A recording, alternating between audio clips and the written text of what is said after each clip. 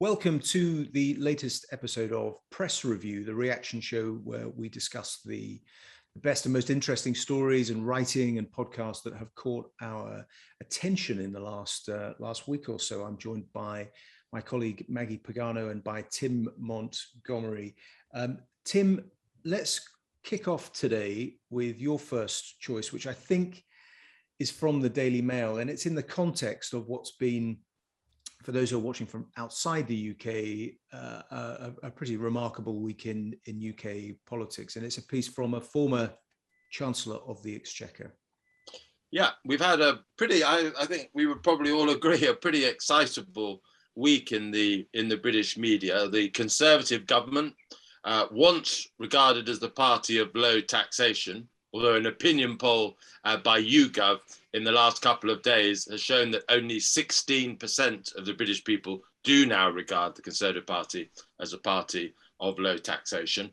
I think the Labour Party is 1% behind. So basically, the wise British people have decided that none of their political parties are capable of keeping their tax bills under control. But it's still a big moment when a party that at the last general election promised to keep the main rates of income tax, national insurance, VAT stable, has actually hiked it.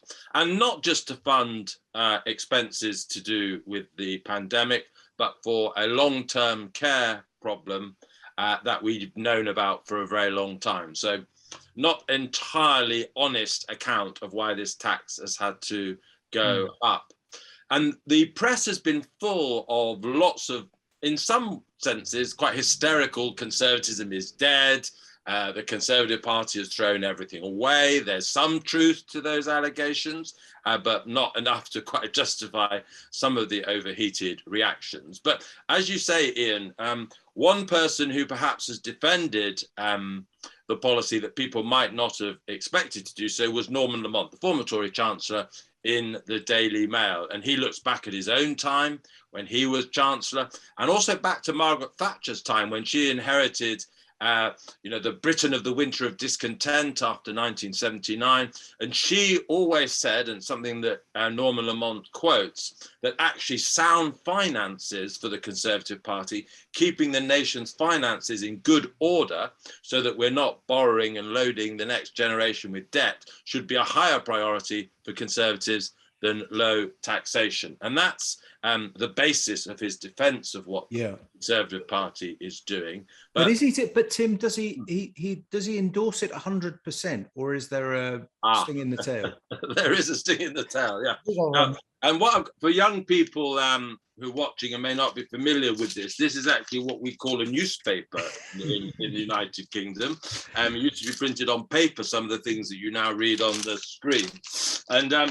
And also has a lovely article, I have to say, by a certain Maggie Pagano about British business. But what Norman Lamont says, after clearly doing what the Daily Mail wanted him to do was defend this policy, he does say, though, I do have a couple of reservations about this policy. One of them is that I wouldn't have actually raised national insurance. I would have used a fairer form of taxation.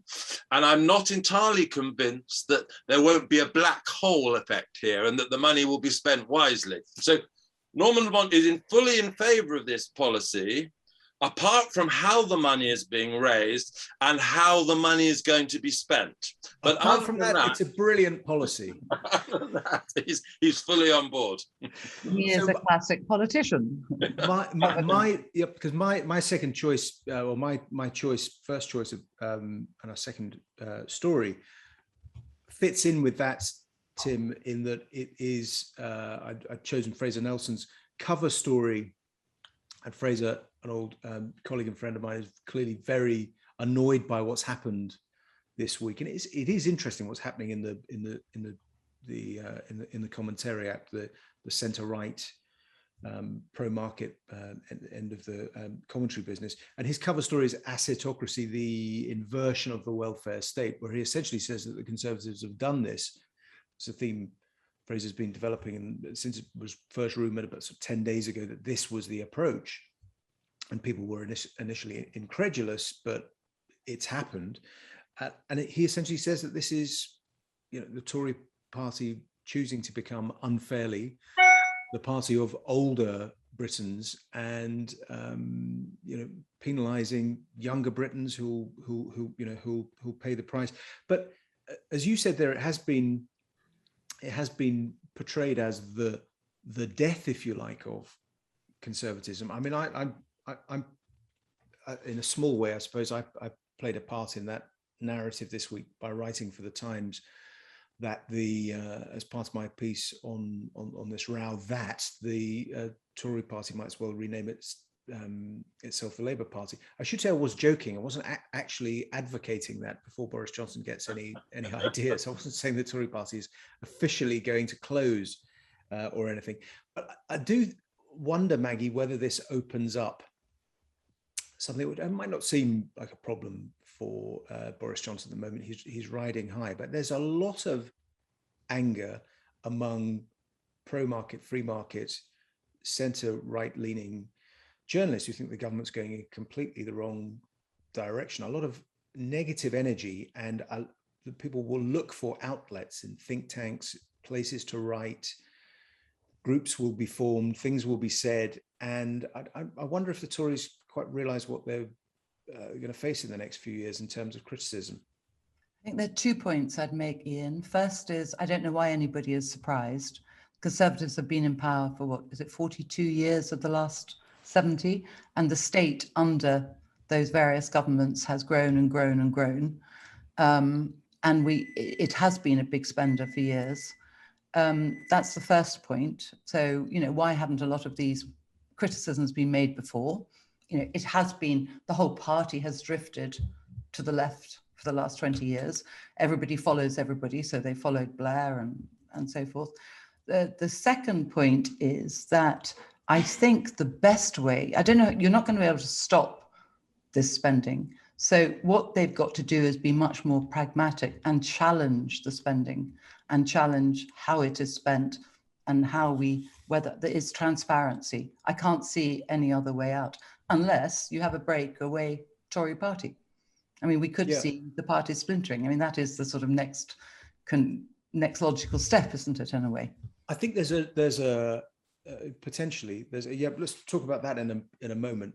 Will there be some kind of breakaway force? Will politics go in a different direction? But I think there's beyond the ideological objection or the principled objection. I mean, I think it sends out the message that the country is not pro-enterprise, and the thing that Britain's going to need in the next few years to grow its way out of the COVID crisis and the complications of Brexit, and to try and get to this positive post-Brexit future, is growth and enterprise and innovation and all of that. And this sends the wrong signal. But there's also a technocratic process objection, I think, that's very valid, which is that if you were you wanted to solve the care crisis, and there is a crisis in this country, we've got a system in which it's a low margin business, lacking investment, essentially working on a model that's several decades old, and the system is crumbling. A government that really wanted to fix that would 3 or 4 months ago have announced that there have been endless commissions. The government, the Prime Minister and the Chancellor and the Health Secretary are going to take evidence from Dilnot and from others, and Lord Forsyth's committee as well came up with a set of proposals. Peter Lilly has proposed a social insurance scheme. There are ideas out there. Pulled all the evidence, explain to people what the funding gap is, explain to people that the current system is not good enough and that it needs to be modernized, and that requires a combination of, I would say, I'd go for social insurance, and maybe that would require in the short term some sort of fair increase on income tax, though I would always attempt to avoid tax rises. And then, prepare the ground, convince people, announce the policy, and then make the funding package match that. But that's not what happened in this case. It's just it seems to have arisen over the course of the summer in conversations between the Chancellor, the new Health Secretary, Sajid Javid, and the Chancellor. And what you end up with something which is not going to solve the problem. So it's not going to do what it says on the tin. It's not going to solve the social care problem. Most of the money is going to disappear into the NHS, which is fine if you like that sort of thing. Maybe the NHS is short of money, and maybe it's not. But the thing seems to be bad policy and bad faith because it rests on almost a deceit, if you like, and isn't a rational kind of logical way to solve the problem. It's not the politics of, well, he's not a conservative, but it's not how Gladstone would have approached the problem, or the administration, the wartime administration under Churchill and Attlee. You look at how they planned and prepared reforms, whether those reforms were correct or not, or look at what Margaret Thatcher did. It just looks botched. But you mentioned, Maggie, a possibility of a new party. What did you mean by that? And I think that brings us to your first choice, which I think is a television program. It is indeed. Okay, so I'm keeping this in the family, if you like, good Italian style. Yeah, I haven't watched it very often, but I knew that Tim was appearing with the great Nigel Farage on his program Talking Pints last night. Only seen it, I think, once before. And I think, Tim, if I may say so, you were the pint with. I'm sorry, Maggie. I just poured myself a glass of wine then. But so yeah. So what were you saying, Maggie?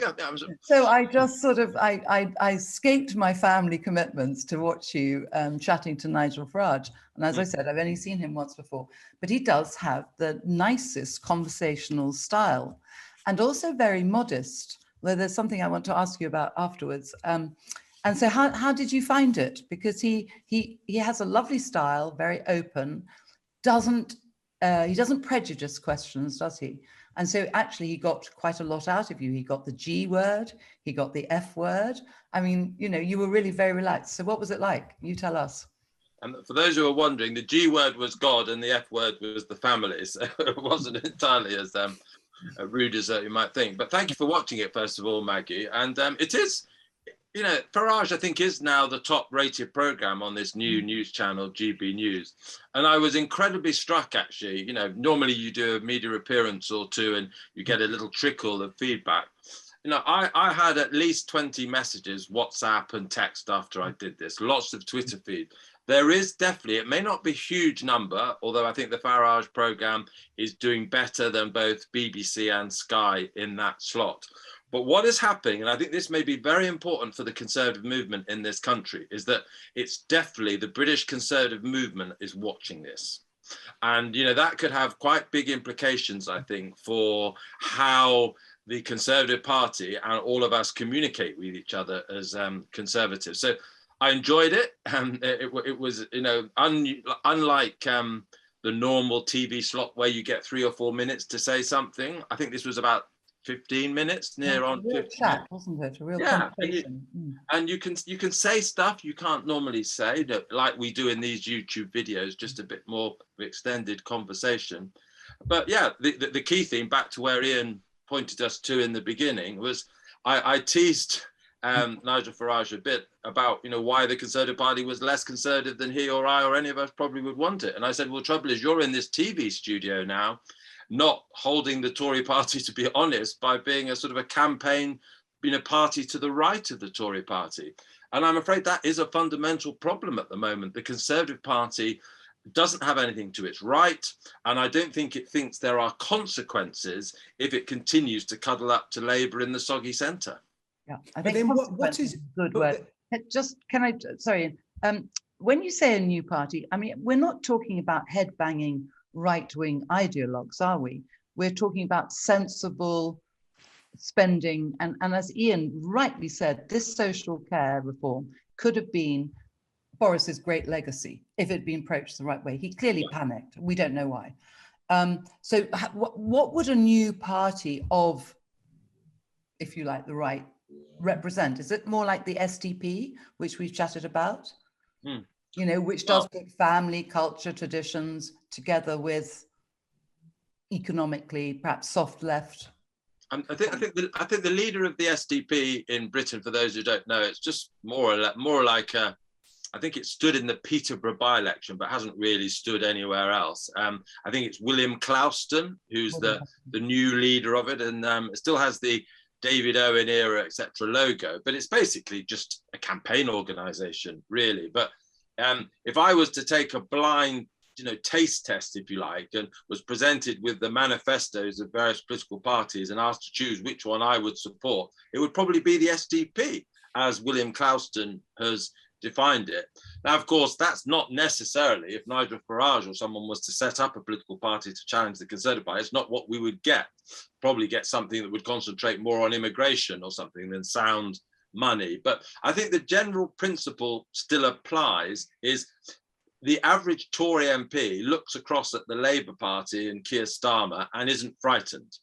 Boris Johnson isn't frightened. The Conservative Party at the moment does not fear the electoral consequences of the risks that it's taking with its core vote. It can read angry editorials in the Daily Telegraph, etc., and not be worried. I think until there's some sort of electoral operation that challenges them, I'm afraid we'll continue to get the kind of drift that we're seeing at the moment under Boris Johnson. But isn't it the case, though, there's a further complication, which is that Farage, who I have clashed with many times and criticised a lot, and have a mixed view of, I'm not sure I would have voted for Brexit. In fact, I can tell you I wouldn't have voted for Brexit if Vote Leave hadn't got the designation and the other team had.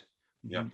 He knows that there are lots of moderate Brexiteers, for want of a better term, who wouldn't have been attracted by what he was pushing. However, simultaneously, he's also, I think, the most influential politician of, certainly since Blair, maybe since Thatcher. He changed the course of history, and it didn't matter that he didn't win a seat and that UKIP didn't win seats under him, and he kept running for Parliament and losing.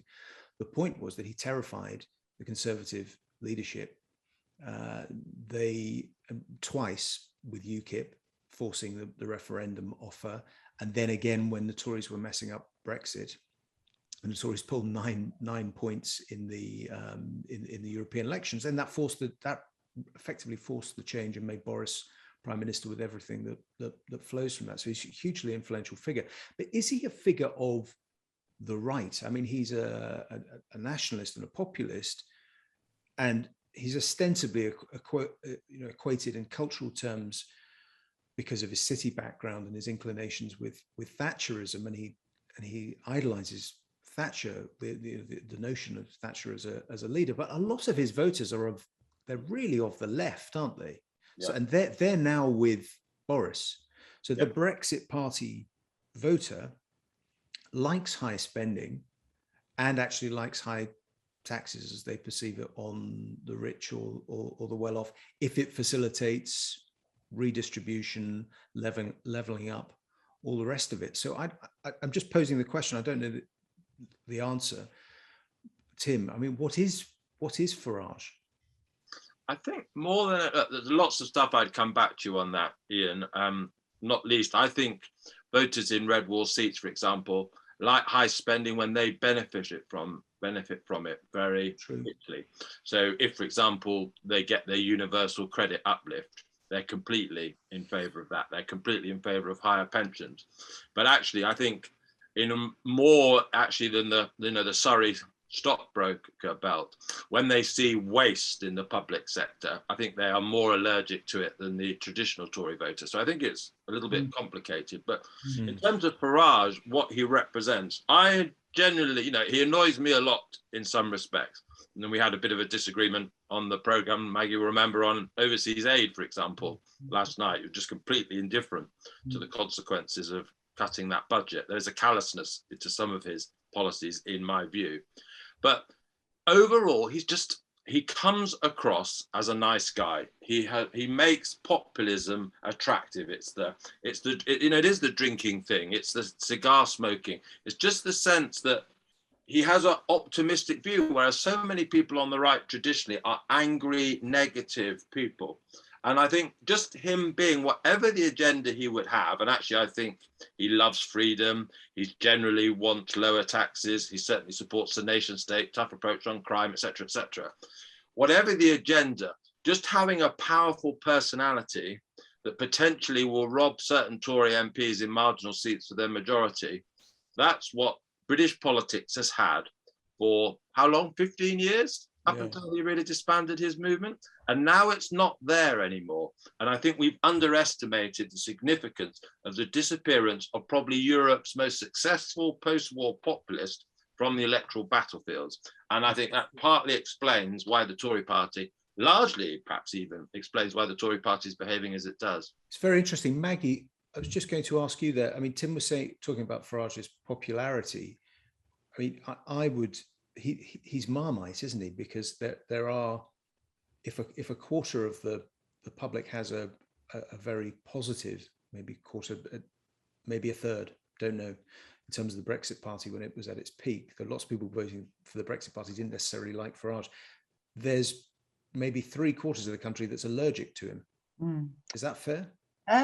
Yes, but I think if they were forced to watch Talking Pint, several episodes, they might find him more like Marmalade, actually. Yeah, no, I do, because he shows... Marmite versus Marmalade, I think this is a new catch. Yeah, this is a new divide we're going to create. But it's very interesting. There was something he said during your chat, Tim, which no other politician has remarked upon, whether Labour or on the right Tory, in response to the national insurance hike. He actually said that what this tax has done, it hurts the 6 million small business owners, the SMEs, the freelancers, the self-employed company directors who provide, his quote was, economic momentum that creates the growth for this country. He said it in one. He gets it. He may have been a city person. He wasn't a city slicker. He was a trader in the metals market, as far as I'm concerned. That's all that sort of, that's trading. That's having to do business, make deals. He gets it. Nobody else. There's no one. I was trying to think, is there anybody in the cabinet today who has run their own business? Yeah, Boris versus. Good headline. We didn't get the piece. F ... business in. We had to chat to the backbench about that. Well, that's how business feels, but not big business. We're talking small business, the small battalions. Was it Burke, Adam Smith? Can't remember the small. I think it applies to big business as well. Which, I think there are times when people who are pro-market, free market, criticize big business for its sort of sometimes tendency to cronyism and all the rest of it. But it's on a spectrum. Broadly, free market people are in favor of companies, wealth creation, and the private sector, and that's what I find remarkable about the last week, other than just the politics, is that it now just seems to be the central assumption across UK politics, across the parties, everywhere, that business and the economy just happens, and it's just there to be harvested as a in perpetuity as a source of tax revenue, and it no matter what government does, it's limitless, and business will always moan a bit, but I think what they're storing up in terms of economic confidence and the message sent to entrepreneurs, I think is really negative. I'm at a disadvantage in that I didn't see Talking Pints because I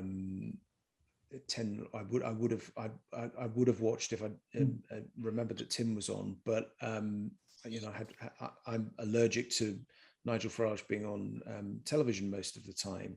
But what he does seem to have done in the reviews that I read of this, and you see it on Twitter reported, and it sounds as though Tim had a really interesting conversation with him, is that he is prioritizing conversation.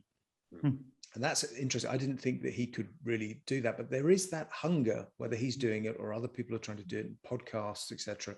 People are interested in more than just opinion, talking points and sloganeering. They are interested in a genuine exchange of views and differences. And to be fair to him, Iain, he's had people like me on. People think, well, you're just as bad racist Brexiteer supporting Tory as Farage, but he's had Vince Cable on earlier this week. He's had Ken Livingstone on. He's not just trying to have an echo chamber. He's wrestling with other voices. But before we move on from this topic, can I just ask you one thing, Iain? Yeah.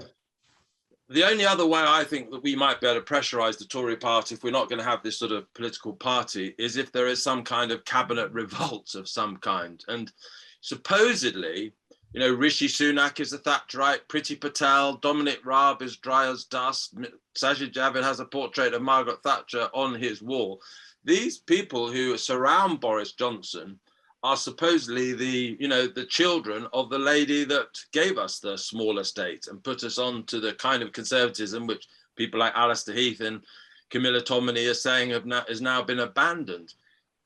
You're more plugged in these days to all of these people than I am. What do you get any sense that at the top of the cabinet there is any willingness to say enough is enough, Mr. Johnson? No, I mean there. No, in short. I mean, one thing he did, one of the cynical, depressing things about the way that this story unfolded was that number 10 dangled the possibility of a reshuffle over the cabinet. So as this was all being forced through in 72 hours, the cabinet knew that there might be a reshuffle on Thursday. Now everyone's saying there was never going to be a reshuffle. Boris hates reshuffles, but when I was out in Westminster on Tuesday evening, the air was thick with talk of who was moving where and who was getting whacked. So it seemed like a live possibility.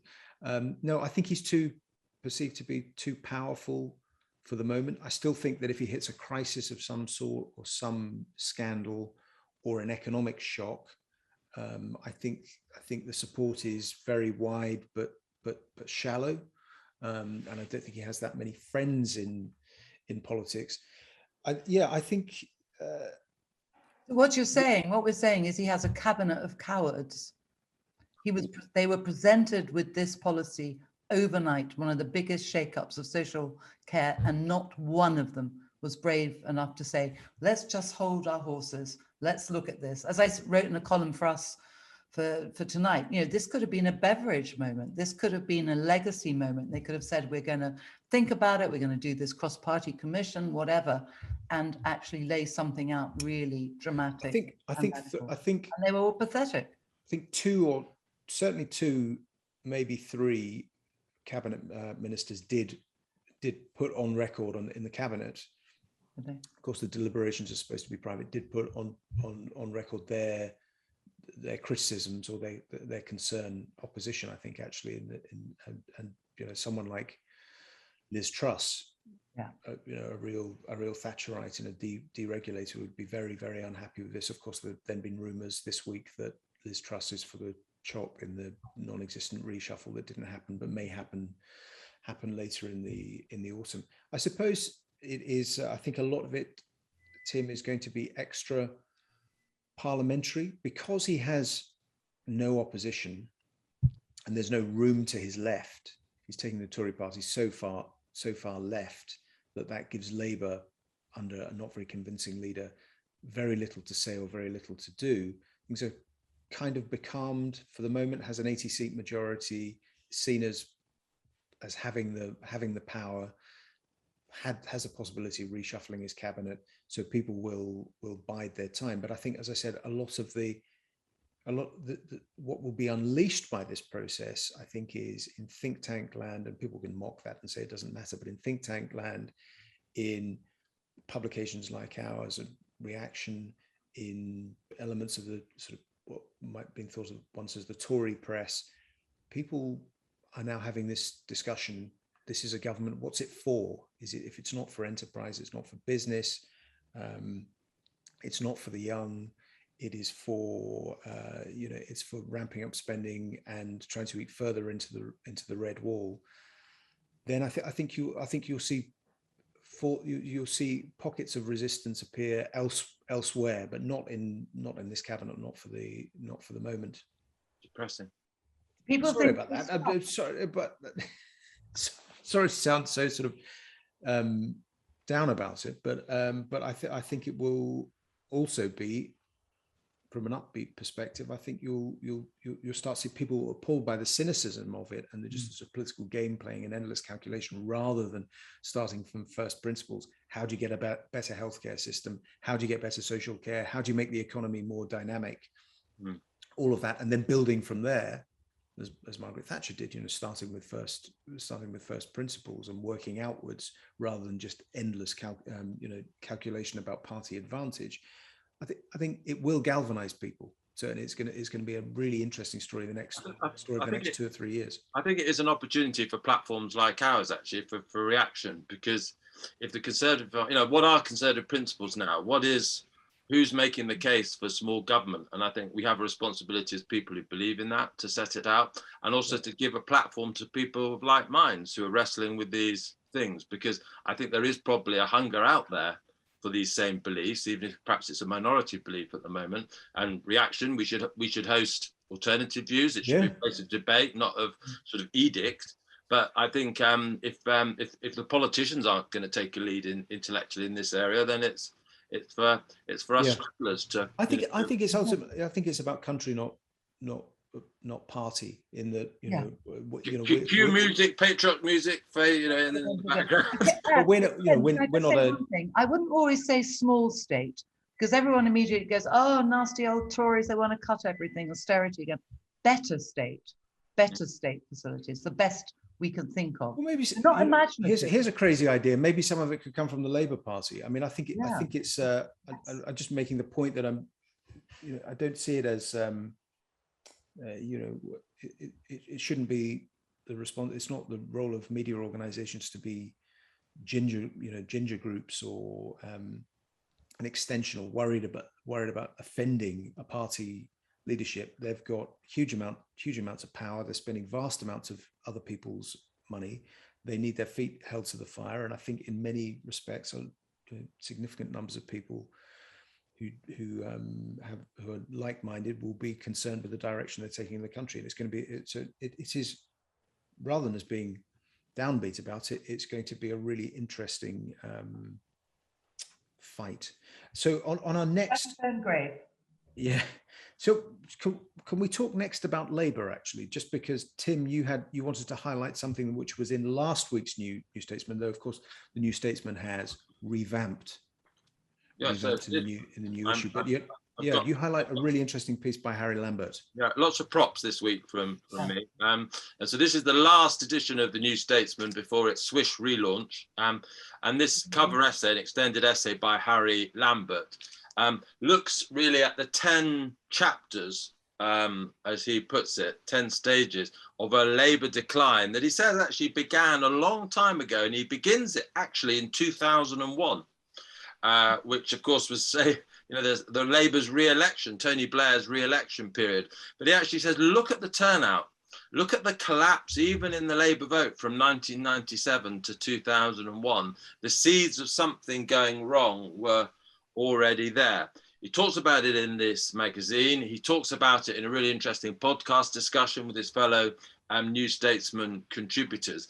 And it's just a reminder really of, it's so much related to, this is almost like the political review today rather than the press review, but it's just a reminder really of how weak the Labour Party are. It analyses bad decisions on Gordon Brown, supposedly was the guy to reinvent Labour after the Blair years in the way that the Tories have very successfully done. They get a new leader, they represent themselves to the electorate. Then Gordon Brown, of course, completely bottled the possible 2007 election.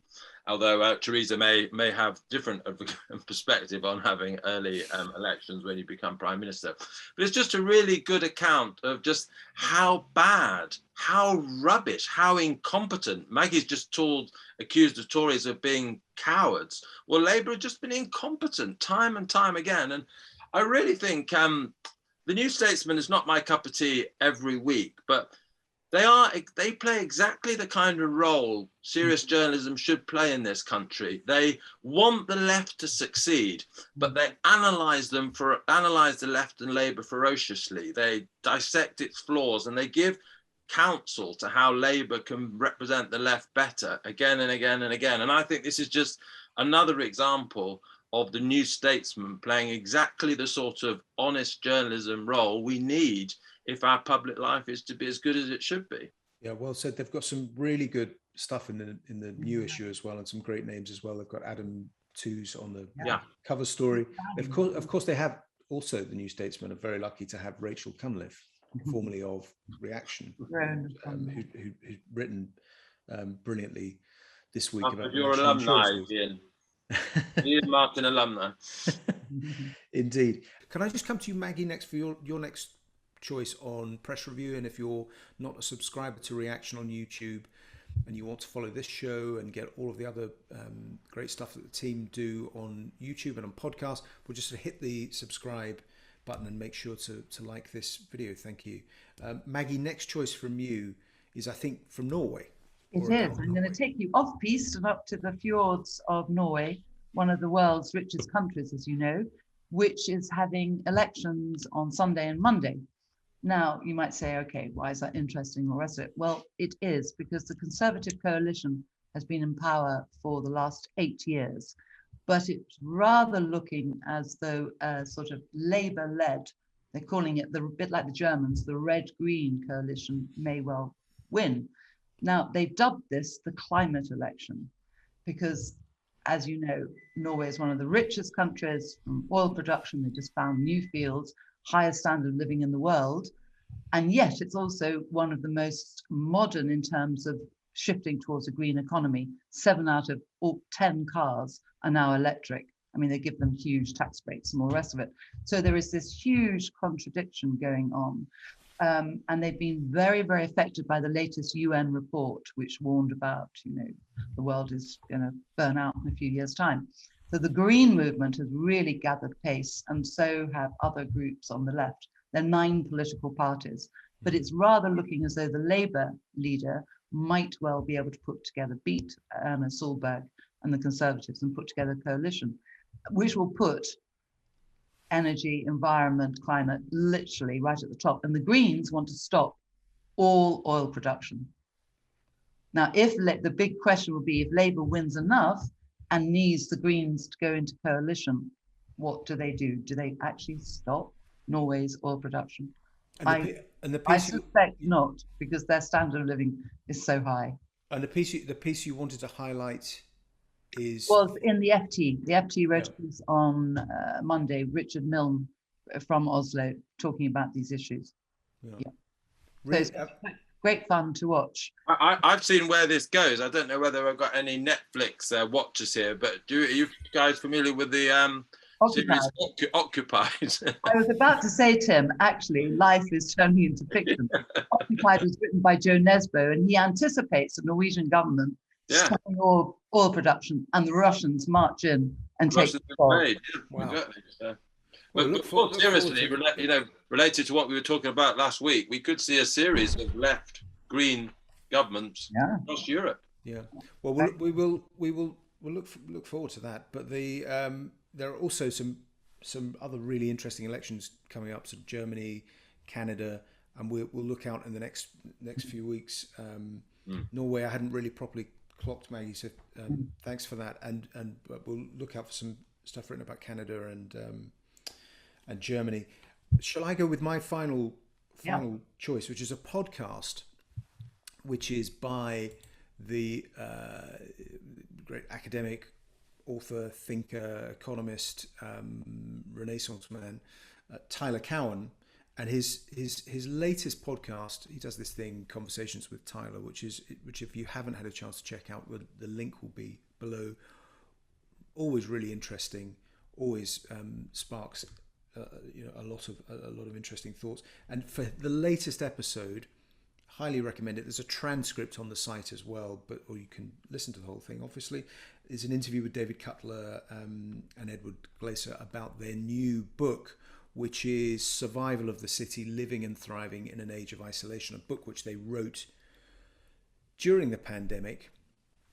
And the book itself sounds interesting. I'm certainly going to investigate it. And they talk about things like back to work culture, and Glaser talks about the studies on hybrid working and home working, and that actually, confirms some of what we knew, that for existing sort of middle class, older professionals, it's very much the case that it works and delivers a productivity gain. But for younger workers trying to get on in the world, and for those who are ambitious and want to learn, it's it's much less effective. Certainly after a few months. And I have to say, we had our first day in the office in town with some of the reaction team, though we weren't all together, to be COVID compliant and be safe and all that sort of stuff. But it is just very interesting how the conversations you can have in the office do spark creativity. And it seems as though, it looked to me as though London was starting to get back to something approaching normal. Tim, you were in this week. What did you think? Yeah, my train to Salisbury, I had to sit next to someone. Wow. That hasn't happened for quite a long time. They've all been spaced out, but the carriages are filling up. People are beginning to return to normal to some extent. I spoke to a gathering of Conservative MPs on Tuesday night. There's about 30 MPs hosted by the Centre for Social Justice. It was in the top room of a pub. People were having ale pies. There was a couple of dogs on the floor barking away, and it was lovely. Everyone was so enjoying it. And I think there's going to be a lot of working from home because people have seen benefits from it. But I think there's going to be a hunger for some significant resumption of normality. And I think there's a hunger because we need it in our souls. But I think, as you say, Iain, there are real creative benefits as well from us just spending time with each other, going to lunch with each other, having a pint after work. And so, London felt to me, for the first time since the beginning of the pandemic, a bit hot this week, but it felt like it was coming back.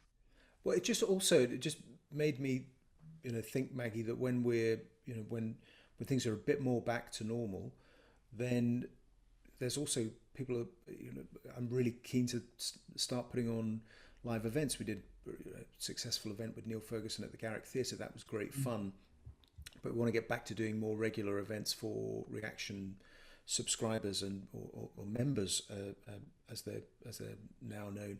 And let's plot a live edition of Press Review where people can ask us about media as well, and we'll discuss the stories of the week. So I'll if everyone thinks that's a good idea, I'll try and put something together for later in the year. The other thing I just wanted to highlight on on Tyler Cowen's conversation, I mean, there's so much in it, and again, it's further to that point we said earlier about the hunger for wide-ranging, informed conversation. They cover so much, sort of the failure of the CDC, problems with the American healthcare system, latest studies on obesity. And one of the most interesting questions to David Cutler, the co-author of the book, who's one of the leading health economists in the world, is that Tyler Cowen asks him, he says, last question, to improve the US healthcare system, which of course is very expensive and inefficient, if you could offer one non-obvious recommendation, not on political agendas right now, but something we could do that would just flat out be better in healthcare, what would that be? And Cutler says, and I think it's such an interesting counterintuitive answer in the context of what's happening in Britain at the moment and taxes going up to fund the National Health Service. Cutler says there are so many things that one thinks about. I would say the be-all and end-all of healthcare is the money that's spent. When you spend so much money, you can't direct the system well. You can't invest in the kind of things that you want. And he goes on to explain how COVID is actually just this explosion, and what it's done with all sorts of pharmaceuticals being used, everything being thrown at it has maybe maybe our initial response, you need to massively increase funding, is the wrong way to think about it. It is, as he says, you need to look at the administrative costs of healthcare. You need to look at drugs budgets, and you need to think about efficiencies. Which I just posed the question, Maggie. That's certainly not happening in the UK, is it? No, it isn't. And actually, the reverse is true, isn't it?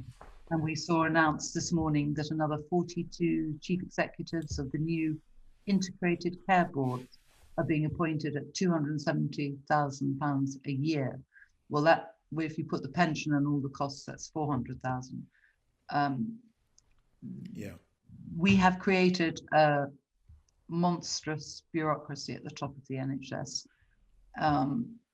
And the more money you throw at it, the more you're feeding the monster, unfortunately. But you see, the old Blairite analysis would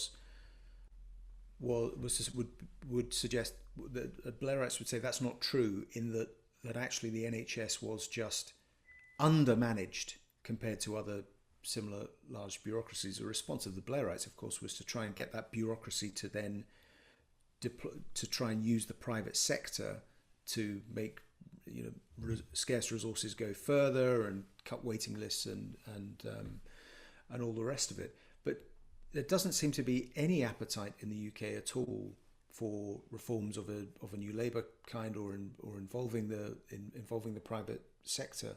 Do you think, Tim, people are just sort of heading for being really disappointed on this?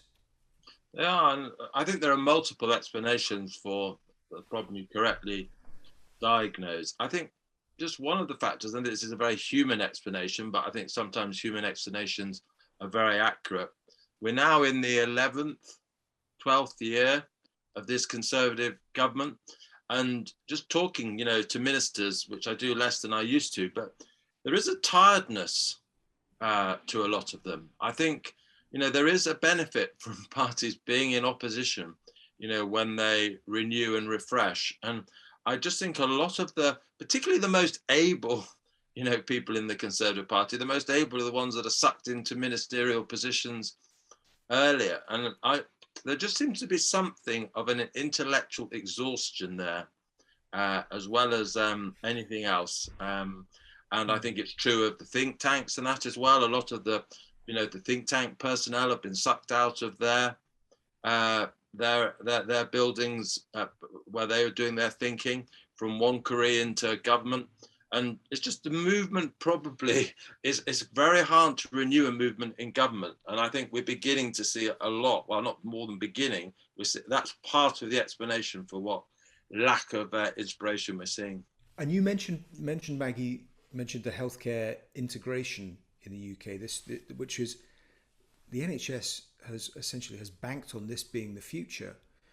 And just to highlight a really good piece by Rob Colville of the CPS, which was in the Sunday Times last week. I don't know if either of you saw it.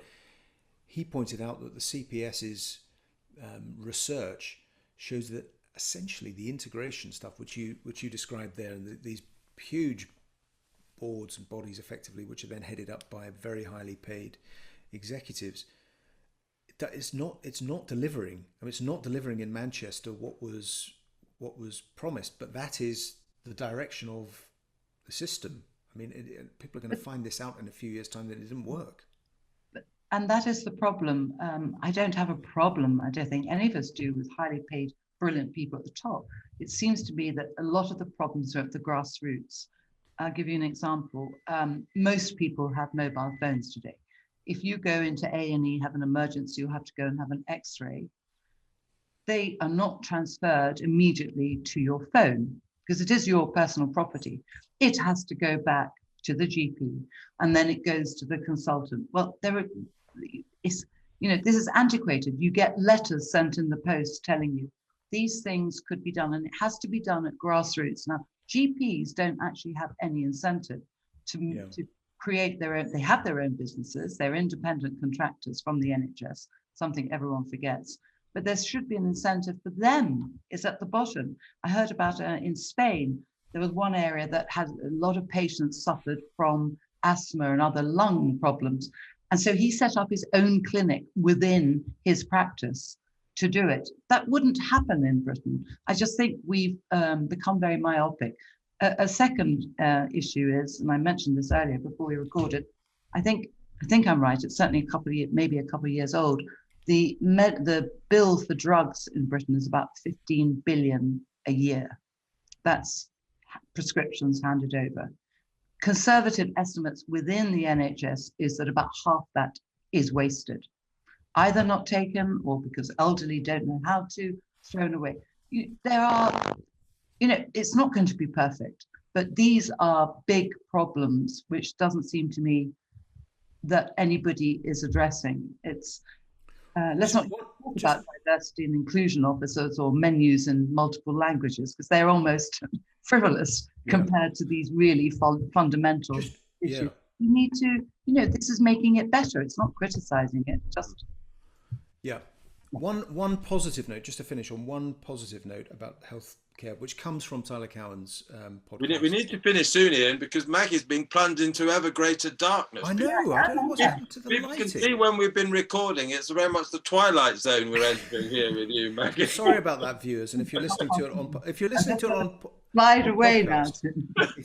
This show is available on podcast and video, so the lighting won't bother you if you're listening to this on podcast. But if like a lighted candle. Yeah. So working from home. There we go. This is an example of the power cuts that are coming because of the energy. Glimpse of discontent. This is a glimpse of solidarity with Norway.